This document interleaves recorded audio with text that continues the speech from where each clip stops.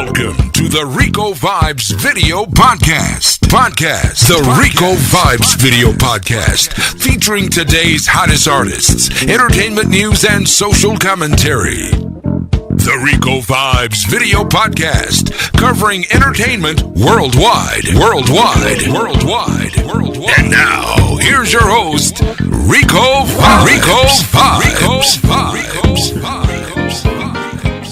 Hey, what's up, folks? It's yours truly, Ricovibes.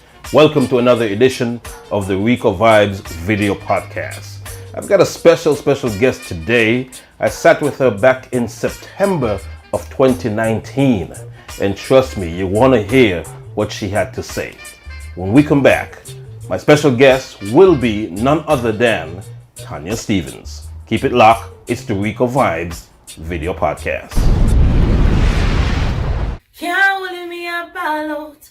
Ricovibes, make me ball out. You know, it's the girl Dovey Magnum, and you're watching Ricovibes Podcast Live. The Flavor Radio, baby.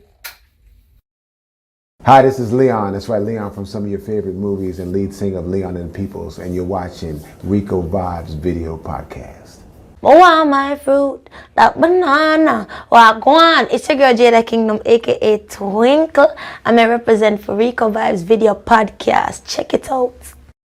Welcome back to the Ricovibes Video Podcast. Now, back in September of 2019, I sat down with Miss Tanya Stevens in the lobby of her hotel after an amazing performance at the Legends in Concert. It's the Ricovibes Video Podcast. I'm sitting here after an amazing performance with Tanya Stevens. How are you? I am good. It was a short performance though. Yes, well, we had some technical difficulties, you know, It's a young show. And so, of course, you know, growing pains, second year. Reached down to the crunch. Yeah, it's very young. So, but promise you, I will be back and we're going to continue to fix. I'm a part of this family now. Okay, good. I remember you coming here to Atlanta about maybe 12 years ago. And I'm going to jog your memory. It was a show in the atrium. And the promoter ran away. But you did the show anyway. You didn't get the rest of your money. And you did the show anyway. And from that day, I had people do it business, you know? No, but you came out and said it. You said it on the stage. I do. You know, but I had respect for you before that, and I really gained much more respect for you after that, because you put the fans first and decided to perform regardless. You have to make an executive decision. We're here. We're already here. The people who pay to come into the show don't know anything about the behind the scenes of the show. They don't know nothing about the money, and they know them pay for their money. Right. And then you have to make that decision. What is most important in that moment? Because if you walk away, you would be within your legal rights, but you'd also be disappointing and turning off a lot of people. Correct. So you can always go after the promoter legally. But you can never get back the attention of the people if you kill it. Absolutely. So, is recording still important to you? Because you know you do an album maybe once every 5 years or so. Is it still important to you, or you just decide I'm going to live off of the jewels that you've had from before? It's not like anything became any more or less important. It's just that I do things when they feel relevant. I record all the time.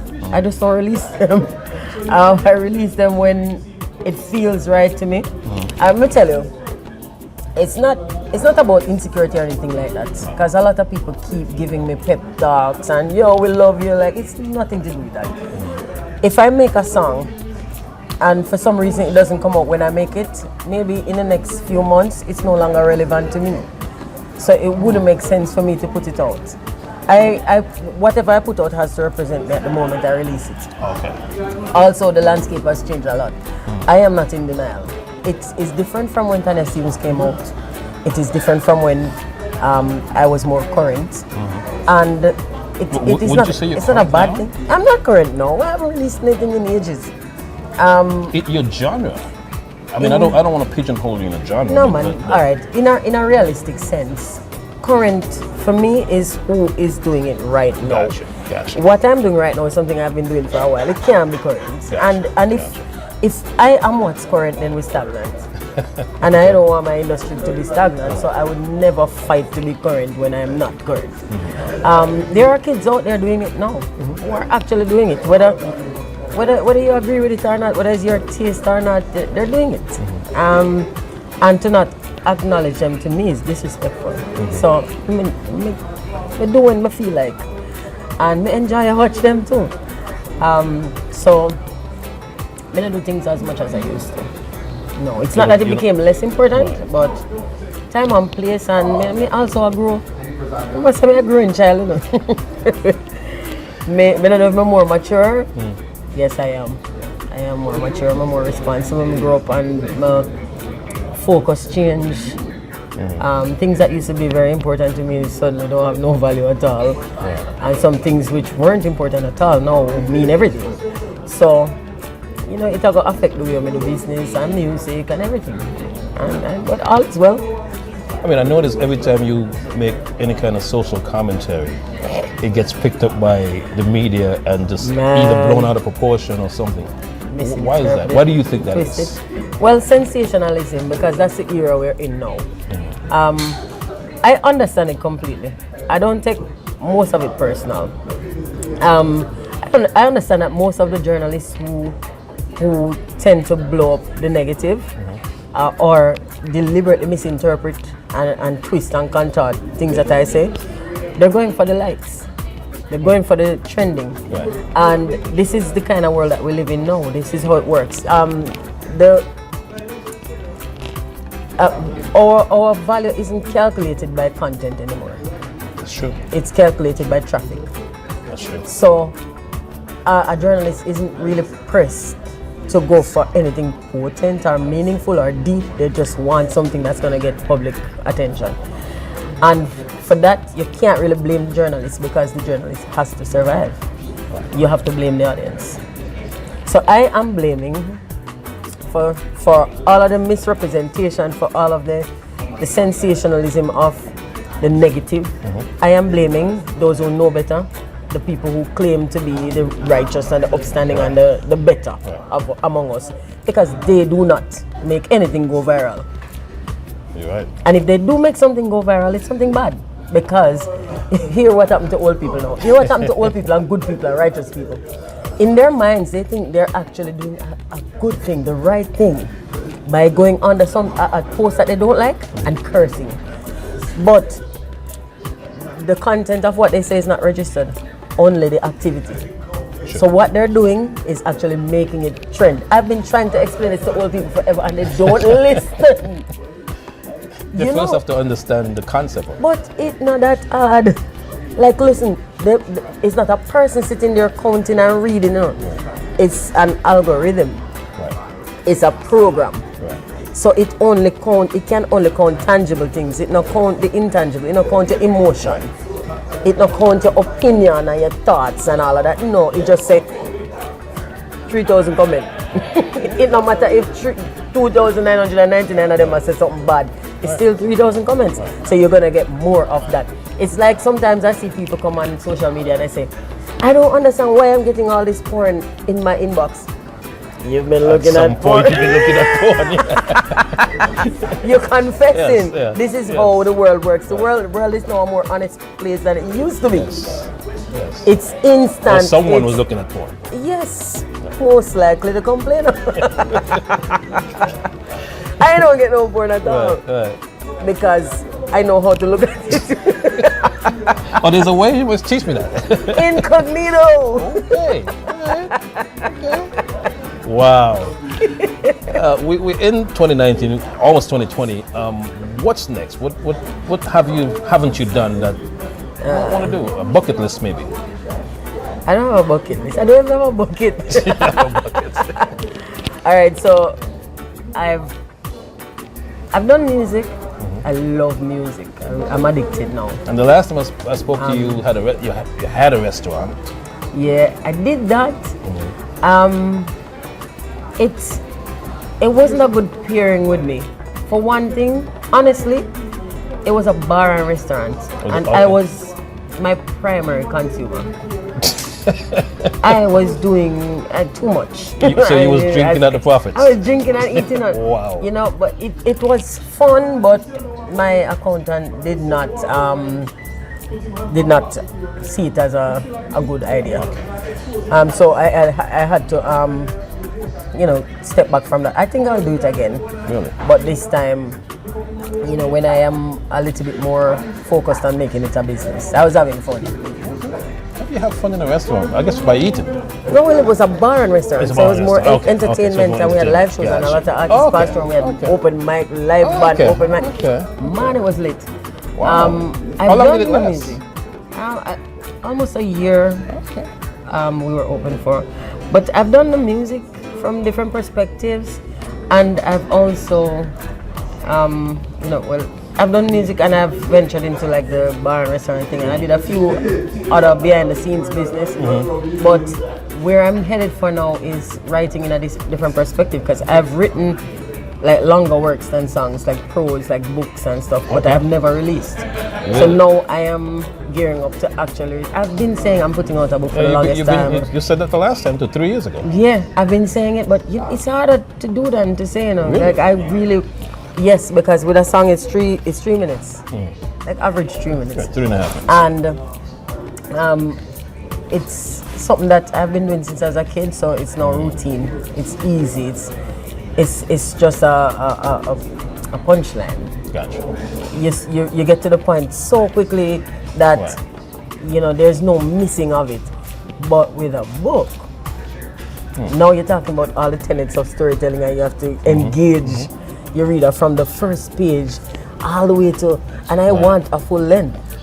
Okay. I don't want to cheat. So I've written and I've read and and then I like it, but I keep thinking, I get a lot of criticism. I think I get more criticism than the average artist. I think it's because I'm so expressive or verbose, or I'm argumentative. I stand up when others sit and be silent, and so I attract more. I understand that, but it kind of makes me feel a little bit vulnerable. Like if I drop something like this, I'm going to attract people looking for a reason to tear it down. Yeah. And it feels like it's like you have a baby and you don't want to put your baby out into the world too soon before it can get influenced or affected by the society. So I'm just hugging my babies, but now I feel like my babies are tough. So I'm coming. Is there a working title? How many books do you think you have so far? First of all, I'm writing fiction and non-fiction, and it's not that I'm ambitious. That I do a lot. I can't keep still. I literally don't know how to keep still. So when I started writing multiple pieces of work at a time, because I had so many stories in my head. This is where I come to music from literature class. Gotcha. I don't come to music from church or any of those other spaces. I come from literature. Writing is where I came from. And the song was actually a condensed version of what I used to write, which was stories. Wow. So I'm actually back to my roots. And I'm doing the non-fiction. It's just like an expounding on all of the things that I discuss philosophically. It's not something that's giving any instruction. It's just something that expresses how I see life. But then I find that the fiction gives me an easier way to ease into sharing the philosophy in like with personification, or with just with different tools that make it a little bit more a little bit easier to ease into the audience without it being me. Like when I say this is how I feel about life and this is how I feel about religion and politics, and then it's a criticism of me. But when I put forward some animals and have them interacting with each other, it's not really me, you understand? So But because you're Tanya Stephen, don't you think they're going to still equate it to you? Not in the way that I've expressed it. I will make sure you have a copy. Okay. I am in love with it, and usually I am not somebody who falls in love with my own work immediately. I'm my worst critic. So it's a little bit scary to do something that's full length. Right now, I'm at the point where I have an illustrator discussing the images and stuff because I want a few images. So you're far gone then. And I read it and I reread it and I reread it and I'm not getting any less interested or it feels like it still represents what I think, and so I am ready. And I think I can take it. I can't imagine anything anybody can dish that I can't take. So it's coming. When we listen to your music, you do reggae, you do dancehall, you do like a version of reggae neo soul type of thing. How do you categorize yourself and your music? I don't categorize. You don't categorize. I realize that other people feel the need to. Right.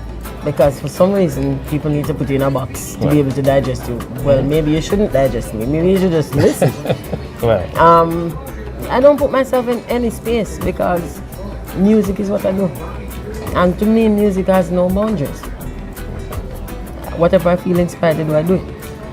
I listen to everything. That's why I don't like the term cultural appropriation when it comes to music. I don't like it. For me, it's divisive. It's combative for no progressive purpose. Because this is how we spread our philosophies. This is how we spread who we are. Culture is something that has to be shared and it has to travel. Otherwise, we'll go extinct. True. This is how cultures go extinct, remaining in one small space and never being shared with the world. Every time I hear somebody in a far corner sing something Jamaican or speaking patois like the Australian parliamentarian who cursed on it, I am tickled and I love it and I feel like, yo, we are spread like virus and can't keep out of this. I feel that proud. And this is how I do my music. I listen to everything. So if me get up in the morning and I feel like I want to make acoustic, that's what I'm going to make. Nobody owns any music. Got it. Music is just expression, the expression of people. This is your creative expression of who you are. And it is impossible for you to grow up in a space and be influenced by things and not express that thing. True. So me just make music. Me no business with them and in genre. I have never submitted an album for a Grammy. I have a lot of people say, you should have get a Grammy. Like, how would I? I never submitted and I literally never submitted. I don't need that external validation. You like my song? Then what me need more than you like my song? I want to go into people's houses and cars, more going to their home, more going to their life, more in their ears. I don't want in one boardroom with some stiff necks who don't really listen to music and don't understand me, a vote for me. I'm not a politician. Music me make, so I just make music. And me don't really care what nobody think of my music. If you like it, you like it, and if you don't like it, you don't like it. Wow. That is simple.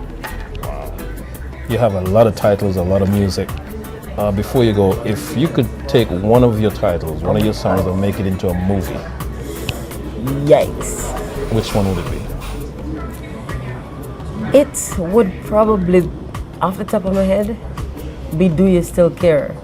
Really? Do You Still Care? Because we struggle. I am decidedly black. I am nothing else. I am just black. But that is incidental. I didn't become black. I didn't make me black. I was born black. And I find that our conversation isn't evolving to the point where we can understand the parallels between our black struggle and other struggles. We see our black struggle in a vacuum. And every time it's compared to another struggle, we get offended. Which for me is really primitive. It's not comparing the blackness to the thing, it's comparing the struggle to the other struggle with that thing. So my song Do We Still Care, in which I compared racism to homophobia, for me I would have fun exploring all the different tenets of that. Wow. Because for me, I'm gonna tell you something, as a black person, as a black woman, I am twice oppressed. Black woman. twice people fought and some died to validate me. Twice. So it means I should have more empathy. Twice as much.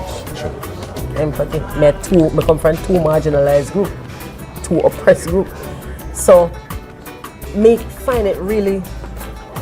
find it sad and I'm almost depressed by the fact that so many of us from the black community cannot see the parallels between our struggle and the gay struggle, the LGBT struggle.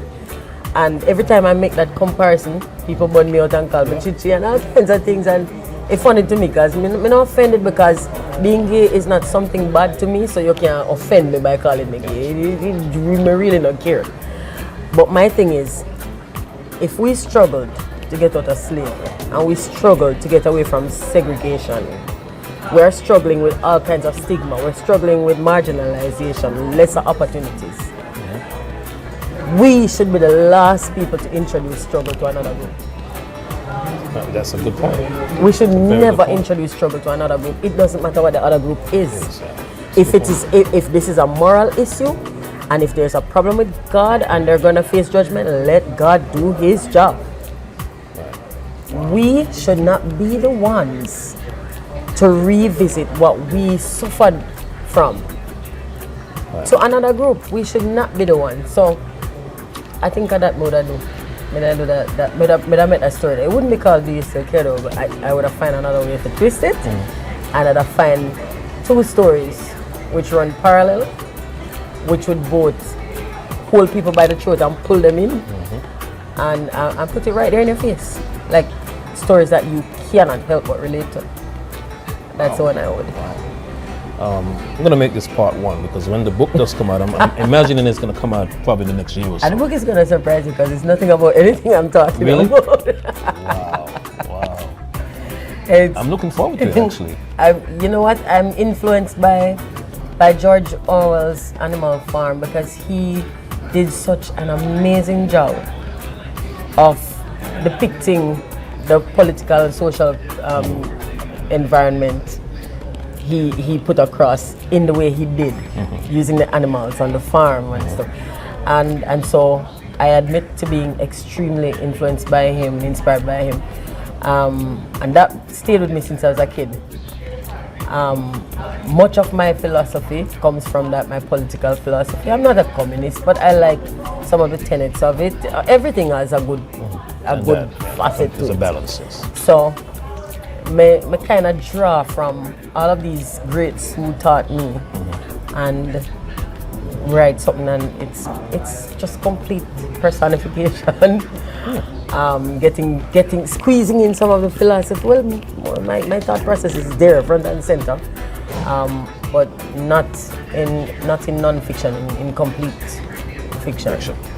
You're political as well. I know when Bernie was running, 4 years ago, was it? Bernie? Yeah. I'm still burning. You're still burning. I'm coming on this campaign, boy. Look out for me. Right. I am a burner. I'm not really. I wouldn't say I am a fan of any politician, but I am an ally of philosophy, of proposed methods which I think are realistic, practical, which can work, and especially because what Bernie proposes is not new. He didn't coin any of this.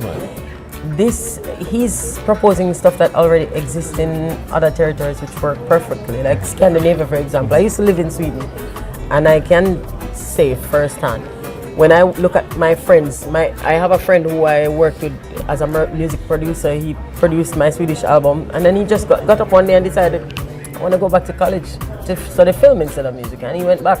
Didn't cost him a dime. I mean, really? They pay higher taxes, but you have to drive off road to Boca Bad Road. Really? You know, school. My daughter and my niece went to school in Sweden. Didn't cost me a dime. When they went on a school trip, I give them pocket money. That's the only time I spent. Wow. They went to school every day. I didn't find lunch. I didn't pay a school fee. I didn't pay anything, and that's where the taxes go. Gotcha. So the taxes make sense. This is what Bernie proposes: responsible taxing. And taxes which actually work for people. me get sick of Sweden and go to hospital. It cost me like probably about $100 for register, and that's it. I had ruptured cysts in my uterus or something, and I was overnight in the hospital. Had like a team of doctors at Karolinska in a Stockholm, and they said come back in a week. When they sent me home, I came back for observation, not a dime. Wow. And I am not Swedish. I was just living there on a contract to Warner Brothers. So I can imagine. I really get excited about the idea of bringing something like that here. If you see it somewhere else working, why wouldn't you want it? And when I hear Americans say, it can't work, how is he going to pay for this? I know it's ignorance because they've never looked outside of their own environment to see what is in existence somewhere else. This happens. You know, like when you discuss gun reform here, everybody's so up in arms and it's like, oh my God, they want to take away our guns. The rest of the world don't have guns like y'all do. And they don't have your murder rates either. They don't have your mass shootings. You're right. You know? So it's like this everlasting denial that is taking place. I feel like I have an obligation to myself to stand in contradiction to that.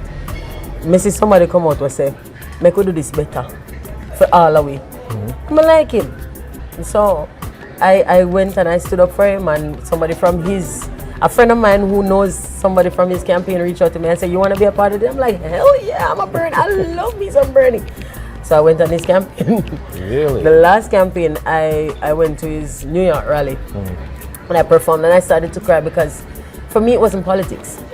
It was more of a social catalyst. He's inspiring people all over the world.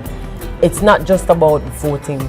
It's about changing your thought process to something more sustainable, doing something that actually works for you, something different than your grandparents did. Gotcha. Because it's been done for generations and it didn't work. So if you keep doing it, this is Einstein's definition of madness, doing the same thing and expecting a different result. This is what you guys do, and we do it too. So when I hear somebody comes along with a different message and they sound compelling enough, I take a chance on them. I'm not going to take a chance on the same old. So I was not with her. I was with him. Wow. Because he was different. She was the same old thing. You know, he must say free college. How can you not be for free college? Look at you guys. You guys are in slavery here. Yeah. Healthcare and education. Oh my God. Would you run for politics in Jamaica? Never. Why? Good grief, no. we're not politically mature enough Gotcha. to handle just one independent opinion. We're not critical thinkers. We get mad because people disagree with us.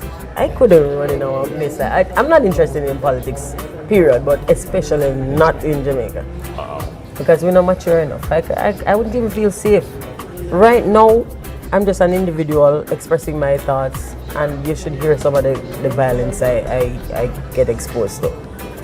People get mad with me just saying, I don't want this for me. Really? Yeah, people get angry because I disagree with them. I've had arguments with Jamaican people over politicians, over social icons. One argument was my different opinion of Portia Simpson. Portia Simpson is a politician. It's not a hero, it's not a savior, it's not a Jesus, it's a politician. I had a different experience of her that was being portrayed in Jamaican media and by Jamaican people. I had a very different experience of her. And I stated it when it seemed as if everybody was trying to deify her and angelize her, and that's not who I met physically in the flesh. And I said it, and people offer me gunshots and all kinds of things. Wow. No, somebody says I was hurt in 1980, and in response to that you want to hurt them again. This is how imbecilic we are. And again, we had an argument over Louise Bennett Coverley. This is a national icon, which I'm taking nothing from her, but when they start telling me she's responsible for me speaking Patois, no. I was born speaking Patois. She didn't teach me Patois. I come from the country. I'm from the bush. Patois is a way of life. She actually, she made a commercial venture of my actual life. Gotcha. What she did was a caricature of me. of my family, of my people, my community, us. It was real for us. It was an act for her. She not teach me nothing. Me pop right out and my mother talk patois. Me bilingual from birth. Me grew up knowing for code switch. When I go to my grandparents' house, I have to speak proper English because my grandfather is Queen's Englishman and he thinks you shouldn't speak bad. And my mother yard we're all nigger. So I chat patois. This is my life. I never learned that off a ring ding. I never learned that off a ring ding. So it was an insult to me to hear that, and then we fell out over the plaid, over the cloth, the slave uniform cloth that many people don't even know where it came from, the origin of it. A slave uniform, a servitude symbol. And if somebody says this not represent me, it shouldn't be a national uproar. In fact, it shouldn't even be representing us nationally because this is servitude. It represents servitude. I'm not a servant. So if we have a people who are not mature enough to entertain one conversation like that, when me I go represent them, I go. Point. Then get what they got. Then get what they want. They want $5,000 from a politician and go vote. And then cuss afterwards, say the road is still bad and the people them still not go to school and they're hungry and they can't get a job. And that they want them to take it. Me not represent them. They get somebody like me couldn't successful in Jamaican politics because me not give them no money. Wow. Me go try change their life. Me go try tell them to eat better so you have less need for healthcare. And then them go say me a demon because how dare me want them to be healthy. But like I said, this is going to be part one. When I get the book and read it, I'm going to find you either here or in Jamaica and interview you on the book. Because I'm very interested to find out your thought process in what I'm going to be reading. Yeah, I'm going to send it to you, man. I'm very confident. All right. It's the Ricovibes Video Podcast. Our special guest today, Tanya Stevens. Thank you so much. You're welcome. It's my pleasure. Appreciate you. Right. There you have it, folks. In her own words, Miss Tanya Stevens. I want to give a special thanks to Sean Pulse, the promoters of Legends in Concert, Mr. Al Wayne, Donna Lee, and the one and only Ras Ian. Once again, folks, you've just heard another edition of the Ricovibes Video Podcast. Once again, if you haven't subscribed yet, subscribe to youtube.com/Ricovibes. Thank you so much, and I'll see you the next time on the Ricovibes Video Podcast.